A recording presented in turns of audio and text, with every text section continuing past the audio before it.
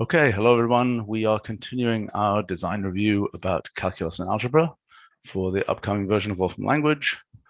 And I think the first thing we had been talking about previously was maybe we can take that a little bit here as function poles. Adam had not been here for that discussion. The main thing I was concerned about was the name and the fact that what it's giving is not, sometimes it's giving the actual positions of poles, and sometimes it's giving a conditional expression that represents where the poles are, right? Right, so the conditional expression, it represents infinite sets of poles. Right, so where else are we doing this? But they're not, they are, okay, so they are less implicit than an implicit representation. I know. They have been unraveled, much like reduce would unravel a representation of things. But they aren't. But the problem is that, length of function poles of function is going to give the wrong answer. Yeah, length can never return infinity, I think. We only have finite lists as far as I know. Right now that's correct. And probably so actually what yes? Those things are infinite sequences. I know, but they're not infinite. Okay, so look, the problem with this is we don't have infinite sequences. I understand, but I don't think this is really going to work. I'm sorry. I think, either you've got to say, okay, are there other cases in which, so reduce turns equations basically into equations. Is that a fair statement? Yes. In other words, it turns one relation into another relation. Another, predicate, one predicate into another predicate, right?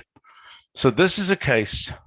What are other cases where we are trying to return infinite sequences, like, for transcendental root or something, that can represent, a transcendental root can represent an infinite sequence of values, and or not? Not really, but it's exactly the same we do for solve and solve values. If you do solve sine of x equals 1, that's what you will get.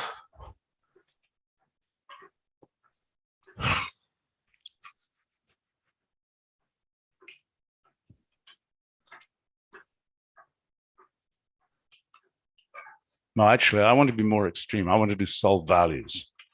Values, yeah. So that's very very much the, by the way, the notice same that thing. the pi has its head chopped off. That's a bug that needs to get reported. So nobody else can do it. Scott, could you take a screenshot and report that, please? I got a screen grab of it. Oh boy! And what are you supposed to do with this? Well, short of having infinite sequence, that's the best we No, can that's do. not a good answer. I mean, in other words, what we don't have here is a bunch of functions that deal with. Okay, so basically, what we've got here is a. Okay, I think this is a separate discussion, and it actually is not completely unrelated to this multi-computation discussion that we're having starting off tomorrow.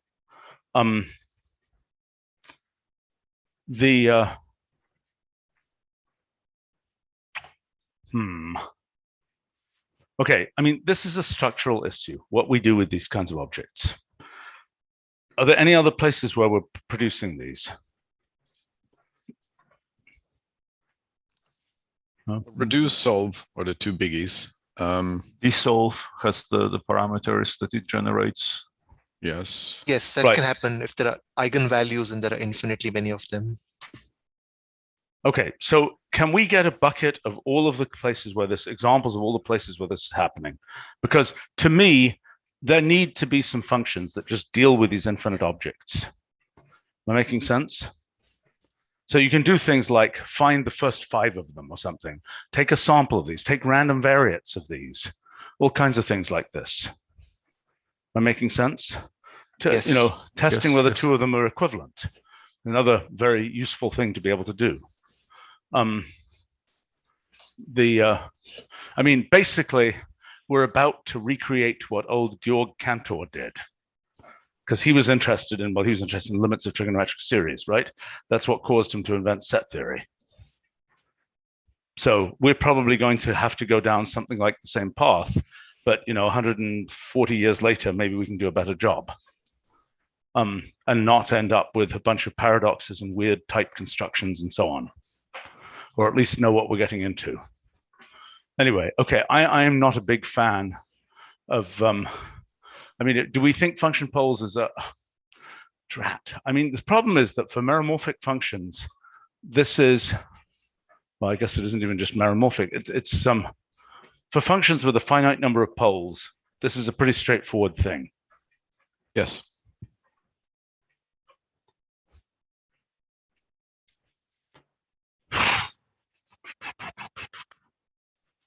Well, maybe we should just do it this way for now, because it's going to require a more serious change. Can we look? Maybe we should do it and make it experimental, because it's going to be useful for the cases, for the well-defined cases. What do you guys think? Yes. Yeah. Okay. All right. Were there any other questions that came up yesterday in this, or whenever it was that we did this in this first section? No. Okay. All right. Let's move on. Okay. So we'd gotten down to this, right? Which we come up with a new name. We came up with a new name for that. Which ends with list instead of representation. Well, what isn't it? What is it? Polynomial sum of squares list. Okay, fine. And then the other one we're going to hold on until we can redesign the proof object. Yes. Okay, so that needs to fork off a meeting. I mean, that again, that's yet another thing that needs to go into. And Scott, if you can make sure that's added to the agenda for multi-computation tomorrow, is proof objects. Sure. And that needs another function that applies it, that does a proof checker function. We need a proof checker. Well, I understand, but we're going to have a general version of that, right? That's what we're going to do. Mm-hmm. We're not going to have, sure. 75 good. Different ones. You're the one who's pushes for, despite the festival of special functions here, you're always the one who's pushing for general solutions. Yes. And so that's what I'm pushing for too. I'm with you. I'm not. Right. I'm not obstinating in any way. Okay. So Sander is commenting, even if you have infinite lists, you need to order them in the case of two infinite sets. Exactly, Sander. So it can't be done in general. What can't be done? It can't be a lazy list in general.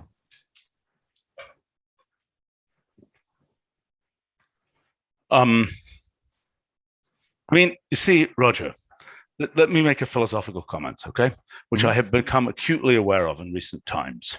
Okay. So these, I am very glad I understood less about essentially term rewriting 40 years ago, because I would never have thought that what we did in SMP and now in Wolfram language would have worked. That is to, take the first transformation rule that applies and iterate until you get a fixed point. Because I now understand that there are just an infinite number of paths. It's all rather complicated. It's not obvious why you take that path rather than another, but it turns out in practice, it doesn't matter. And so again, I'm suspicious about these claims about it can't possibly work. We'll go down the path, Steve. That's not a problem. Right. I mean, my big philosophical understanding recently is, while our evaluation scheme has worked, the logic programming evaluation scheme did not work in practice. And it's interesting to reflect on what worked and what didn't. And that's, kind of a part of the big story that we have to go over with this multi-computation thing, is finding another evaluation scheme that in practice works, so to speak. And I think that's not unrelated to this infinite lists question. I'm not exactly sure of all the connections, but it's certainly related to proof objects. Okay, anyway, game theory solver. So this is really for future. So in the general more than two players game, you need to do, it's effectively equivalent to polynomial solving. Okay. And so that's an application of this polynomial stuff with the algebra stuff. And And when are we getting the main game theory thing? That's going to be in 13.0, right? 13.1. So we're not going to have any game theory in 13.0? No. Okay. But it's going to be wonderful for 13.1. Right. Okay. I didn't know that that was a yeah, Sandra is commenting, taking an infinite set of solutions and saying which ones occur within a finite region. Yes, that is an obvious thing to want to do. Yes. One of many, right? I mean, I don't know whether we have that even right now. If you specify a region in the XY plane, for example, and you have a bivariate version of this sort of reduce output or something, do we have something that gives you that? Yes. Yeah, you can add the constraints to the system, or I see. Same thing in function poles. Yes, I understand that, but I'm saying Afterwards, cut the cookie after. Yes, you could still do that. How? Not that easily. You would have to turn them into equation and then add the right. But so then the question is. So yeah, there is no easy prepackaged way to do it. No. Stephen, you're on to something that we've talked about before, and we've had ongoing discussions on the side that we need to provide more functions that can make reasonable use of the output from reduce. One of the things we did before early on was to find another reasonable use of the output of reduce, and that became another function called find instance. Right. Okay, but this thing of enumerating within a region and making that easy to do is another one that's very reasonable. Okay, fine. Have a think about it. I mean, that's what we can get to. Okay, let's keep going here. Okay, what should we look at here? Do we have examples for this? Yeah. Actually, that's a huge benchmark. 3,000 examples. No, I understand, but tell me what's the exciting thing here? This is okay. So this is precision, sort of a corner cases for algebraic functions that it does better, and people got excited about it. Sam Blake, who you know, right, worked on this. We brought him in to. Right. So what's an example? Right. So if you took anything from the resource function, there's an integrate algebraic resource function. Okay. Yeah. Okay. Just give me an example. Well, I'm sorry we didn't give an example here, but Devendra can maybe give one.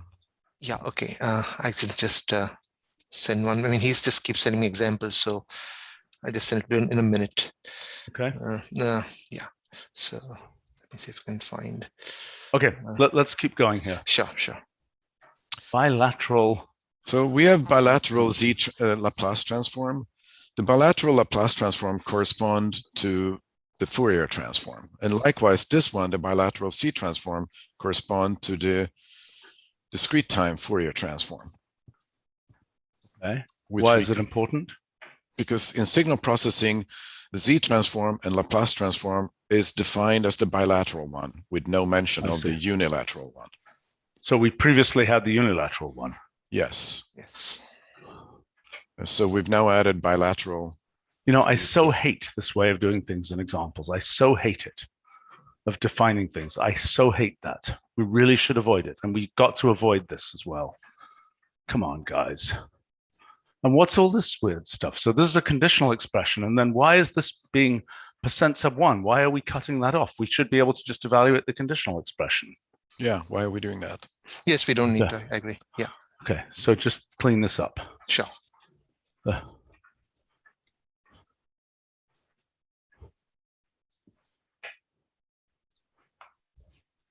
This whole general question of pedantry. What is our calculus of pedantry? So what is that? Is that something for children or what? Pedantry. Oh, being pedantic. Oh. When? Oh. No, not that kind of. It probably is. It comes from the same root. Okay. Ideos or something. No, this is actually very important here. This is called the ROC, the region of convergence. Okay. Okay, and that's very important when you're going to inverse transform these things.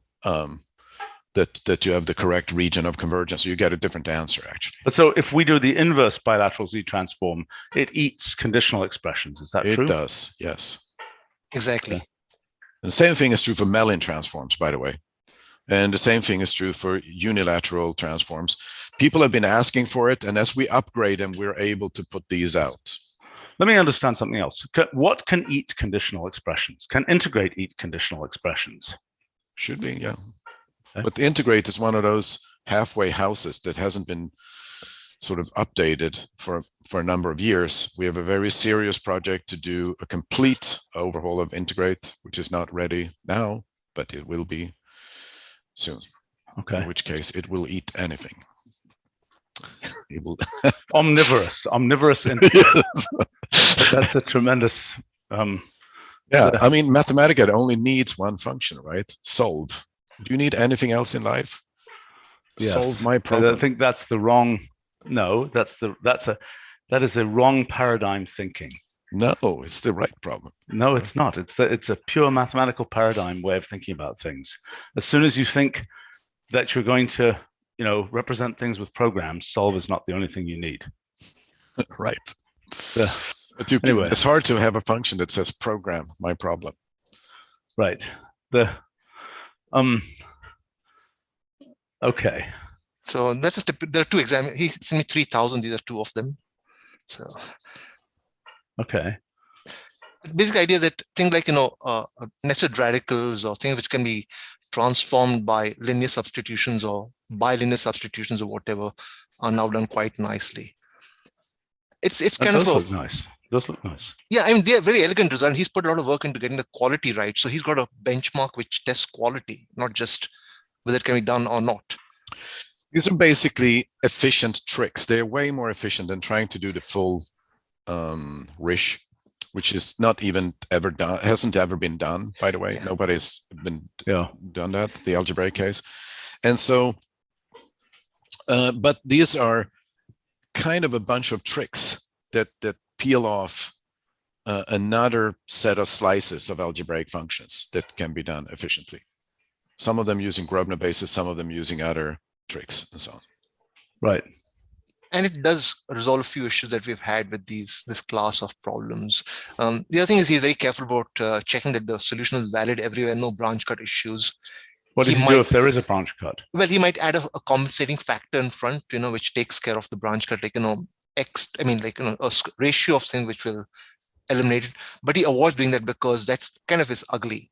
So it's going through a lot of polishing right now just to make sure that we have kind of minimal compact usable answers. So that will be important for definite integration because that's the consumer of these things. So if we have branch cuts which are hidden inside, it's hard to find them. Right.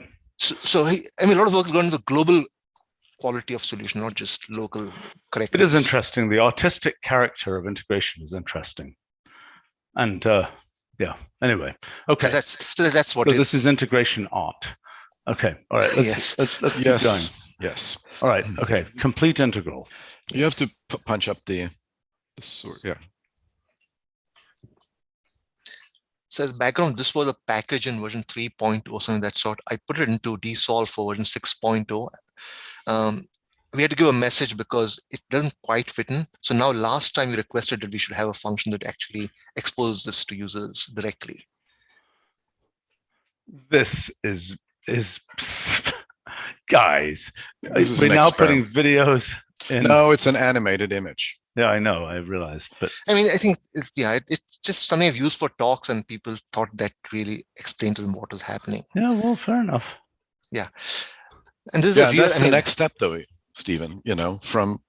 No, I don't disagree. I mean, I don't disagree. At some point, though, I mean, as we work on these new sort of how-to-ish pages, that will be another whole dimension of how we document things. But yeah, I mean, and perhaps these will get broken out and get a bit more prominence in that case. Sander is excited or something on the live stream. Okay, and people are asking for more animations, and okay, well, interesting. Well, we've so just so you know, we've just completed, I think, the infrastructure step here for our documentation, that in that our build systems and so on can deal with animated images. So yeah, okay, we've cleared a path. well, that is using the animated image function, right? Yes, but it needs to work in our build systems, you see. No, I realize. Right. Okay. But then there's a whole different story of producing. Yes, and producing ones that, I mean, makes sense. I think this is a nice simple one, which I get. The ones where it's like, the thing that I like about this one is that I can kind of pick it up anywhere in the cycle and understand it. The things that drive me crazy with these videos are where a set of things happen and it's like, well, what just happened? What just happened? And I end up swiping back and forth on it and so on.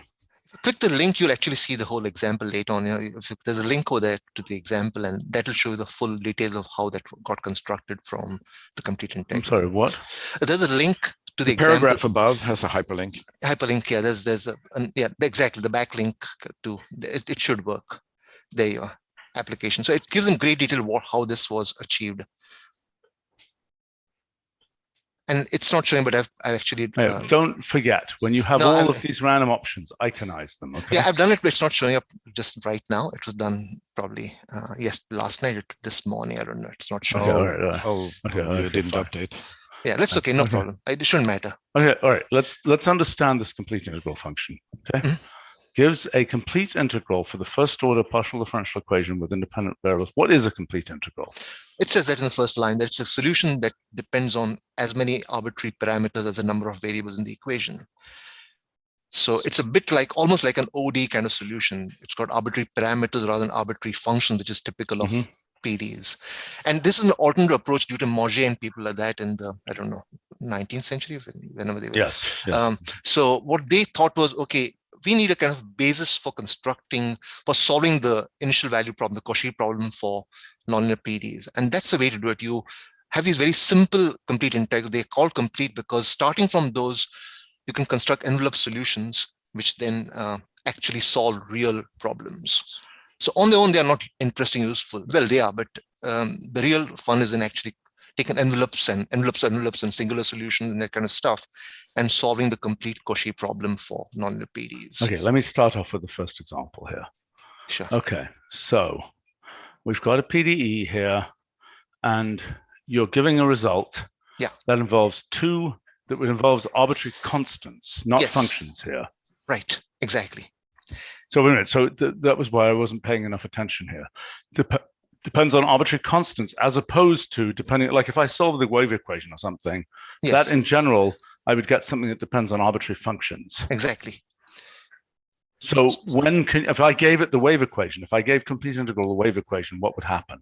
This is peculiar to first order PDEs because second order PDEs don't quite have this kind of simple description. But if you took the traveling wave, the wave for, so you could do partial with x plus partial y equal to 0, for example. Then that's the traveling wave equation, the first order PDE, not the second order PDE. Just a linear equation. Let's take a linear PDE, nothing more than that. And you see what happened now. So what you get back is essentially something that's going to let you construct the general solution. Now, if you did D-solve for the same thing, you'll actually see that you get back an arbitrary function.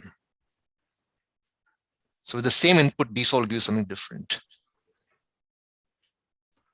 Right. So I see. So if I give, so you're saying if I give this to D-solve. Exactly. Yeah. You get a different output, hopefully. There you are. Now what you get is, like retarded or advanced null coordinates. So in those coordinates, your PDE looks simple. So what this complete integral is a kind of much raw form of what you call it of the solution. But for real nonlinear PDEs, it's the only way to proceed to solve initial value problems. So wait a minute. So it only works for first order PDEs. Is that right? Yes, because they reduce to first order to first order systems of ODs. So really, you're solving ODs. There's nothing new for first order PDEs. You're still in the because of Sharpit and Jacobi and people. I'm confused by something. Just in terms of the cardinality of solutions. Yeah. I don't understand how these can both be solutions here. Yeah. Well, the point is that the first one is called complete, but it's not complete in the sense that it covers the whole manifold of solutions. It's just called complete historically, and I think we should do that. Wait a minute. So you're saying, I mean, the cardinal here is much lower for this set of solutions than this one, right? Well, I think it's depends how you count, because you got two arbitrary constants over there versus one function. Come on. I mean, one of them is a function. It's right. It's a but function. That's a function from reals to reals, and that's two reals in the previous one. So we can't say it over there in the output, but starting from that complete integral, you can then generate an arbitrary function, which is the general solution. So the idea is how I showed it in my example over there. That's exactly. So what you do is you make C2 as a function of C1. So now you have an arbitrary function in the solution, and then you take envelopes. This is a well-established theory for these first-order PDEs, that it's all over textbooks. So you have n parameters. You make one of them depend on the remaining n minus 1 in an arbitrary way with an arbitrary function, and then you can solve the initial value problem. Wait a minute. C2 is something which you're saying we can think of C2 as being a function of C1 here. Yes. And if we do that, we can transform that thing which just had a bunch of variables into something which is like the arbitrary function. Yeah, in fact, you can do it for both the traveling wave equation and for any equation, except it's a bit cumbersome because there's some algebraic solving. Okay, so I need to ask a slightly fancier math question here. I mean, sure. So first, remind me. Okay, when people were trying to solve the three-body problem, for example, okay? Yes. First of all, the idea of constants of the motion is an idea we don't yet have. That is, given a PDE or given an ODE even, that's an ODE case. I'm sorry, I'm just trying to understand this. So first question is, given an ODE, we could in principle have a function which derives the constants of the motion for the ODE. Is that a true statement? There used to be something of this sort in a package. I don't know how good it was, but yes, I've seen that. I mean, so you have constant of motion. Okay. We have nothing for that. Huh? Okay. But now here. What do you mean by constants of motion? Sorry. Well, in like the two-body problem, right? The inverse square two-body problem has. Do you mean like a surface in which to? Yes. Okay, that's what you mean by constant of motion. Yes, right. I mean that the solutions are parameterized in the two-body problem. For example, the solutions are completely parameterized by a few parameters. And like that's what you mean. That's just a general solution. Well, yes, but the point is that let me try to think how this works. The reason that I'm bringing this up is because I think this is related to what you're describing. I'm just trying to understand this thing that you're describing with first order PDEs, that there is a representation just in terms of, I'm still trying to wrap my head around the difference between a representation in terms of constants and a representation in terms of arbitrary constants versus arbitrary functions. Because I sort of assumed, I'm confused here. So dsolve, when it's solving PDEs, only gives arbitrary functions. Is that true? It doesn't ever give arbitrary constants. No, that's the point, that starting version 6, we decided to obsolete the complete integral package, which was in standard packages, and it's given from dsolve with a message. So if you look at one of the nonlinear examples in my, examples over there, then you try dsolve, you get this almost same solution with a message. So okay, so I see. I remembered that design decision. Yeah, and I remember you had said that let's have a message so we don't confuse people, and we need for ourselves as well, to remind us that you can't do a solution like a typical PD solution. What's that? But that's still linear PD. That's still linear quasi-linear. I think you really want you want something that's genuinely non-linear. I mean, you could take the Iconal equation, but there must be others over there as well. You can pick any one you like. It must have a square. Okay, but so then what we had been doing, is this a nonlinear one? Not seeing here. Does that count as nonlinear? Yes. Yeah. Yes. Okay. Fine. Yeah, you can take that one. Yes. Yes. So you should get the same solution hopefully from dsolve and complete integral. In fact, we've now got one framework for them both.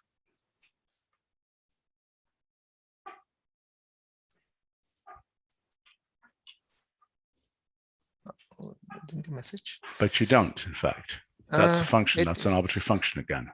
That's probably using another method. No, then it's still quasi-linear. So we can still do those. And try something like desolve of partial u square with x plus partial u to y square equal to 1, the Eikenall equation. If that doesn't work, I'll give another one. So du of x comma y. Yeah, so you want partial x square plus partial y square equal to 1. But not double x, not double derivative. No, just one derivative, just single derivative.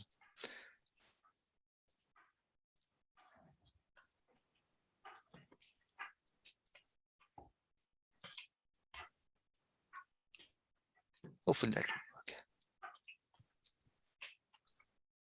There you are. Now that's the same solution which you'd get from complete integral, but without a message. And that is what you made the point last time, that we need to have expose this functionality separately.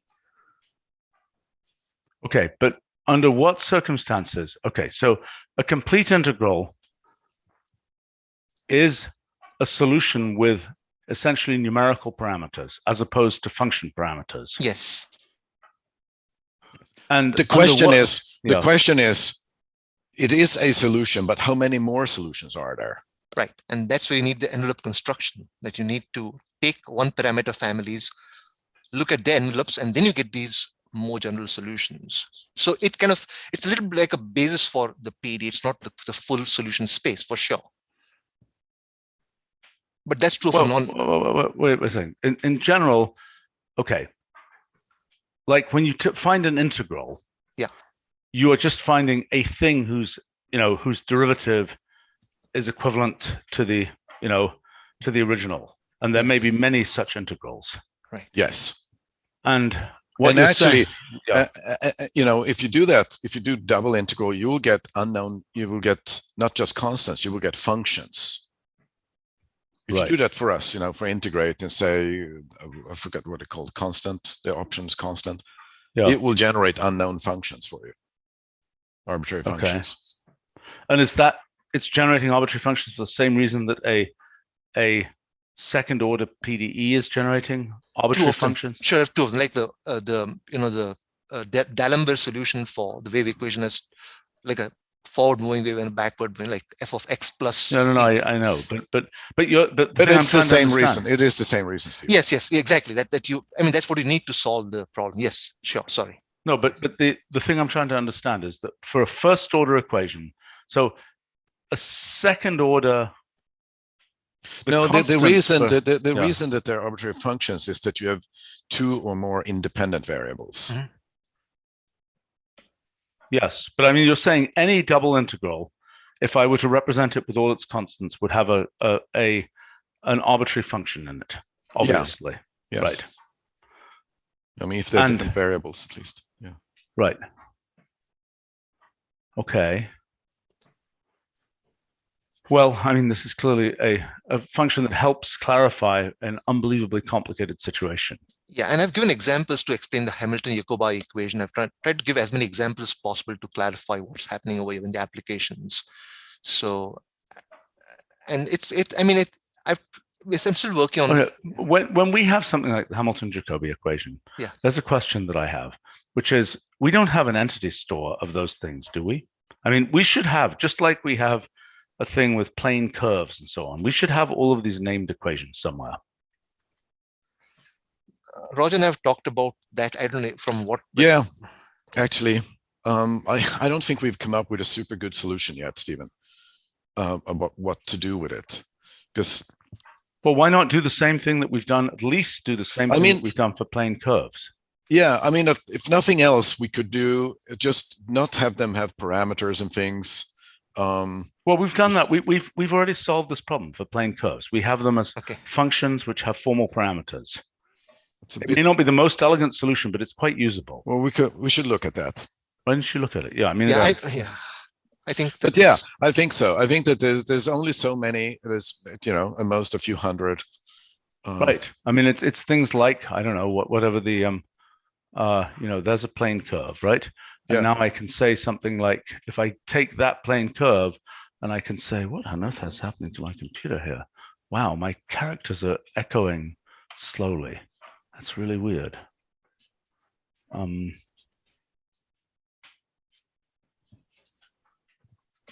don't know why this is so slow as well, but this is, what I would imagine is that Hamilton-Jacobi equation is, here it is, right?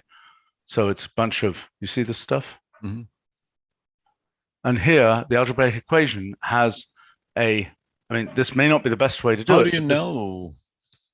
How do you know how many parameters you have? Well, I'm sure that's one of the properties here. See what I'm saying?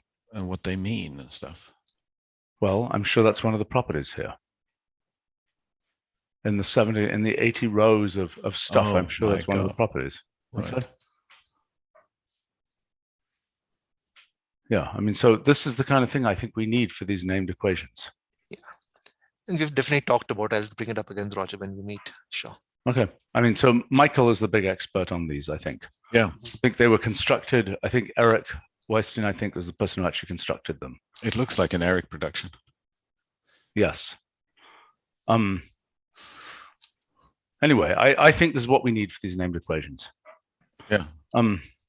Okay. Anyway, that's complete integral. That seems fine. All right. Let's go on here. Wherever you had it. There. Right. Okay. Support for vector variables. How does that work? Right. So there's a note in the DSOL page, also an example. And this came through your office, by the way, yesterday, asking me whether I'd done this for 13.0 note. So I said yes, but it will be reviewed today. So what we've done is to use the fact that we now have this vectors. What did you just say?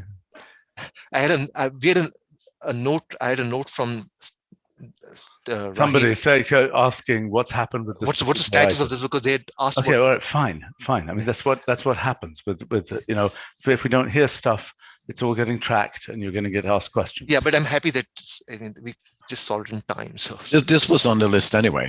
Yeah. Yeah. Well, okay, fine. Yeah, good. Okay. So I have a note over there which says what we do. So basically, we use vectors to specify that something is a vector variable, and matrices to specify. Where? There's a note over there, and there's also a link to an example. I hate this. But I mean,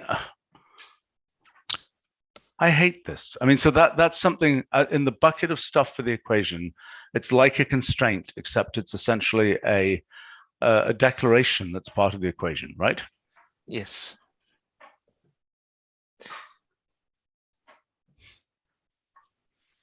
I'm sorry to say this is part of the long-running what is a variable question. Yes. Kind of not. The thing is that I think that it can be in the equation, but it should also be able to be in the argument structure. So we've done this. We use vector variables and tensor variables a lot in optimization. And, yes, have it in the constraints, but also have it in the argument declaration.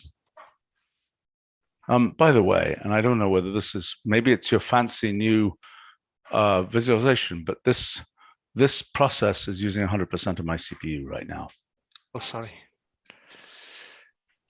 Which was the thing where it had the fancy animation? Complete integral. Maybe you want to close that. Yeah, I think it might just be running the animation forever. But it's also running an animation and manipulating side. But it's not supposed to be taking the CPU to do that. No, and I think I had a default duration set as well over there, but so I don't know what happened. No, but that's not the point. Look, the animated image should not be using CPU. Yeah, that's what was doing it. My CPU usage is dropping. Right? The animated image should not be burning CPU time. That's not what it doesn't. It doesn't do that. Right? So something went wrong. So you need to report that and chase it down. Sure. Rather than having it be the case that everybody who has these lovely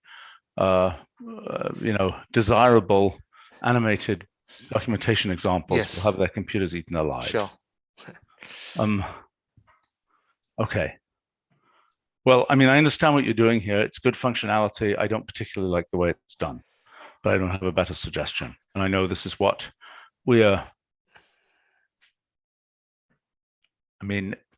unfortunately, what this is like is a type declaration. And what we tend to do instead is to have wrappers for things. This is a wrapper. It's not a wrapper. The It's wrapper would be that element, no, the element wrapper, U, comma, I vectors. understand, but that's not right. The correct way to do it would be to say that U is, instead of just being a naked variable U, it's some kind of vec of U or something, or vector of U type thing. That would be the way that we would normally do it. That's not a wrapper. No, it's a wrapper around the data as opposed to an indirect wrapper in some kind of type world. Right? The thing is, this is like declaring a value for the variable. Right? This is a declaration about the variable as opposed to something that is right there in the symbolic structure. Mm-hmm. Because the truth is that this thing, as you grind through it and as you solve with it, it is going to be completely equivalent to having a thing. If we had a thing called UVec or something, if we had a thing that was the vector U, if you write it as U with a little arrowy thing on top, right? And let's say there was a symbolic representation of that was elegant, then the way that we would actually prefer to do it is to write in the equation U vector, with the arrow on top of x comma t or whatever equals whatever it is. You get what I'm saying? That would be an alternative thing. Absolutely. Rather than this indirect declaration. Yeah. Yes. And actually, now that you say that, maybe we could get the stupid listability to not rear its ugly head when we have that. Yes. That's been a big challenge for us, because symbolic variables, are treated as scalars. Right. There's a default type in the system, scalars. Right. Well, maybe we could not do listability in the case where we have. That would be fantastic, Stephen. That actually would solve a very long-standing problem for us. Okay, well, let's look at this then. So that would be a wrapper that represents a non-scalar object. Yeah. Yeah, and if we could get listability to back off. Yeah, well, I'm sure we could. Yeah, right. That would be, okay, that would be magic. That would. All right, fine. Let us analyze it. That should be probably in, I think, by the way, this is not completely unrelated to the inserted concept for, this question about deep listability, right? Currently, listability is always top-level listability. Yes, right? Yeah, I know what you mean.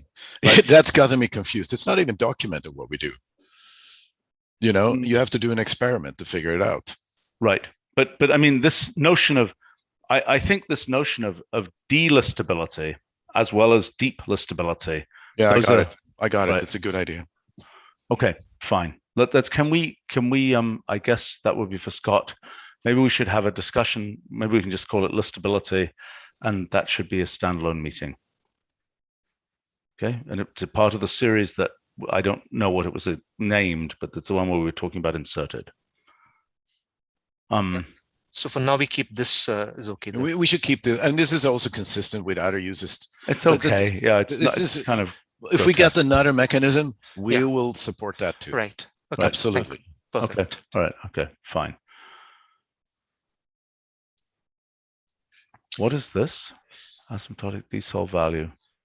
Well, we've had these. So what this means, this whole sequence of RSOL desolve things that coming up here is for systems of ordinary differential equations. And so, but this basically says everything has gotten a lot better, is basically what it says. And so specifically, what happens is if you have linear systems with rational function coefficients, we can solve the whole set of those differential equation systems and difference equation systems. And for nonlinear systems, we can decouple or triangularize them, even if they're big structural kinds of things. I see. So, in general, okay, so for a linear differential equation, what is the analog of naive question? The analog of like hypergeometric functions for the discrete case is what? Difference root. I'm sorry. Okay. The most general function the general function that we need to solve those is difference root. Okay. Okay, holonomic functions. The analog of hypergeometric, I don't know that there is one. We use something called hypergeometric term, but that's basically like the terms in a hypergeometric sum. So the analog of a hypergeometric function is basically the hypergeometric series in some sense. Right, the terms. They're called hypergeometric terms. But it's not quite the right analog because those satisfy first order difference equations, and the corresponding similar differential equations is basically a first order differential equation with a rational function coefficients, and those functions are called hyperexponential functions. And they're a little bit simpler than hypergeometric functions. Okay. But we don't have them explicitly. We don't need them because you can sort of write them out as. Okay. All right. What is this thing with discrete limit? And we're about to run out of time here. Yeah, This is just an improvement to this function. Where do you have an example showing? Yeah, it? I just sent it in half through chat itself, so that'll be easier. Yeah. Did you send it? Yeah, sorry, and I'm just going to set it right in 10 seconds. Sorry. Yeah. So. But these system improvements to both dsolve and rsolve and asymptotic versions, it's really good stuff. This is what you need when you model things. Yeah, okay. I sent it off. So this came through tech support. Basically, it's something where people wanted us to do what some programs do automatically, namely, essentially convert it to an integral and evaluate it. So there you go. So it doesn't try to evaluate. I mean, it'll try to convert So that. it recognizes it as a Riemann sum, basically. Exactly. Yeah. So it's just a case that we weren't able to do previously. Right. Yes. And it was kind of important because we're getting, kind of complaints for whatever, that, please. Anyway, so basically somebody had set this as an exercise in some textbook. Yes. And we can't do it. Okay, Well, fine. Yes, So now we Stephen. can. Yes. And there are lots of them. It's not just. I mean, there are lots of them. There's a whole class of them. It's not this specific. Okay, so we one, just obviously. missed some things in discrete limit. Great. So we fixed it. Yes. Yeah, Yes. exactly. Perfect. Yeah. Well, good. Yeah. And somebody else had gone through textbooks better than we had. Well, Okay. we had as well, but we never looked at from discrete limit point of view from this, so. By the way, Stuart. Ethan on our live stream is asking about complex contour integration. We do Yeah. have stuff coming. with Right. that, That should have been listed as another integrate improvement. So there are two things. But one thing is that when you actually give a contour and we recognize it, we do use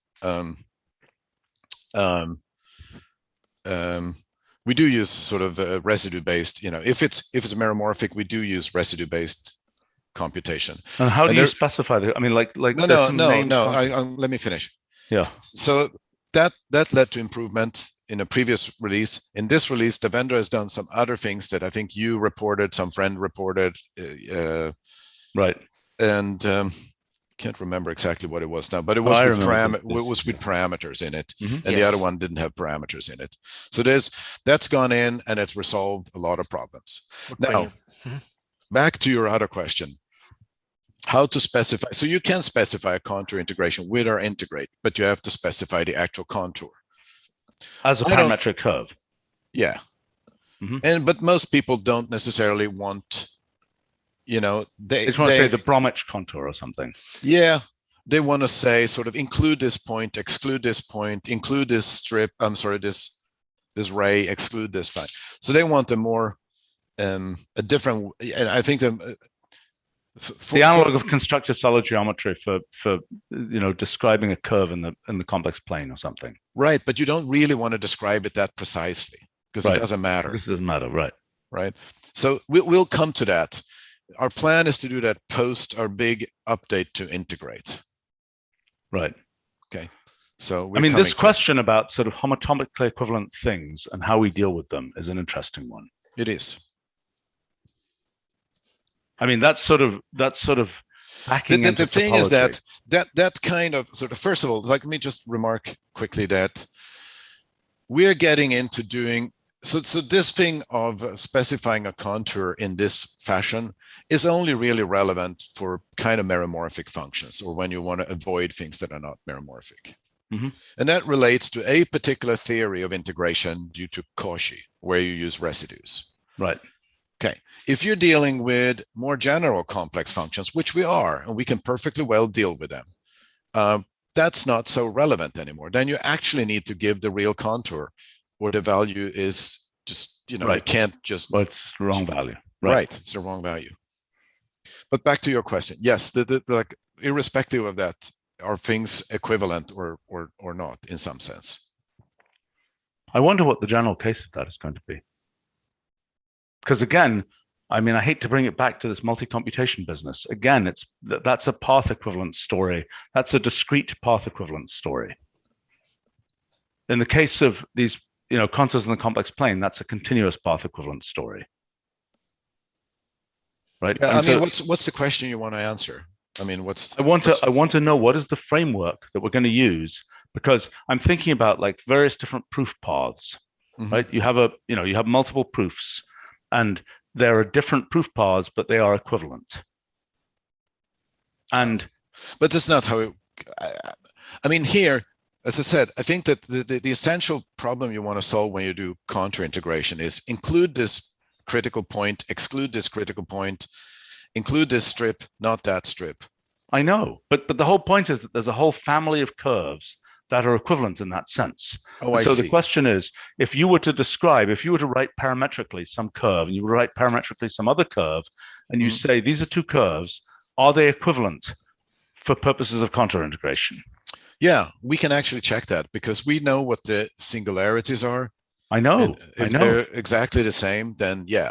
Right, and I know. If the function satisfies certain conditions. But imagine a version of simplify or something that, I mean, what I'm just trying to understand is, this is homotopically equivalent things.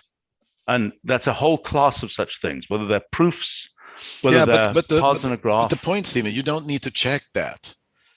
So what given that you're going to integrate a function. No, I know it doesn't matter. In the case, that's the whole point, it doesn't matter. But it's the whole point is that it doesn't matter. But I'm saying, I don't need to check that they're homotopically equivalent.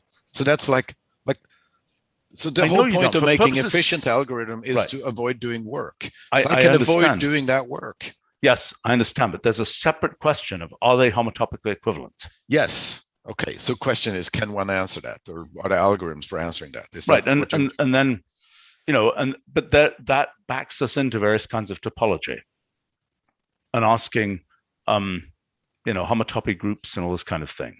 And I'm just trying to understand, what is our way of representing a curve up to homotopy, right? We don't have that notion. We don't. And I think we're going to need that notion, like in a graph, for example.